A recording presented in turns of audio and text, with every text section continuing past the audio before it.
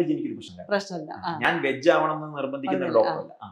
പക്ഷേ ഇപ്പൊ ഫാമിലി ആണെന്ന് പറഞ്ഞില്ലേ, ന്യൂ ഇയറിന് ക്രിസ്മസിനൊക്കെ നമ്മൾ ഒരുമിച്ച് ആഘോഷിച്ചു, മേ ബി ഫാമിലിയുടെ കൂടെ, അല്ലെങ്കിൽ നമ്മുടെ വീട്ടിൽ ആരെങ്കിലും ബർത്ത്ഡേ ഉണ്ട്, അപ്പൊ നമ്മൾ ഒരുമിച്ച് കേക്ക് മുറിക്കും, അങ്ങോട്ടും ഇങ്ങോട്ടും കൊടുക്കുന്നു. ആഗ്രഹിക്കുന്നത് നമ്മളുടെ ഫാമിലി നമ്മളൊക്കെ ആണെങ്കിലും അതിനുവേണ്ടി പണിയെടുക്കുന്നവർ നമ്മളായില്ല. ഒരാൾ ഏറ്റവും കൂടുതൽ ഹെൽത്തി ആയിട്ടിരിക്കണം എന്ന് ആഗ്രഹിച്ച് പണിയെടുക്കുന്ന ആള് അയാളോ അയാളുടെ വീട്ടുകാരോ അയാളുടെ ബന്ധുക്കളോ അയാളുടെ നാട്ടുകാരോ ഒന്നുമല്ല, അത് അയാളുടെ ശരീരം മാത്രമാണ്. അതയാളുടെ ശരീരം മാത്രമാണ്.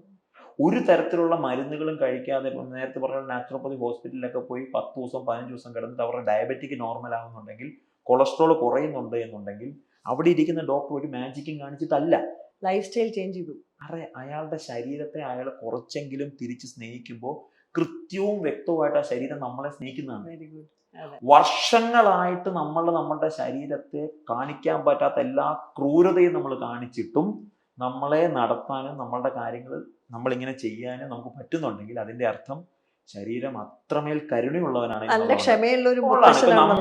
നമ്മൾ ഒരാളെ വർഷങ്ങളായിട്ട് ഉപദ്രവിച്ചാൽ അയാൾ നമ്മളോട് എങ്ങനെ റിയാക്ട് ചെയ്യും?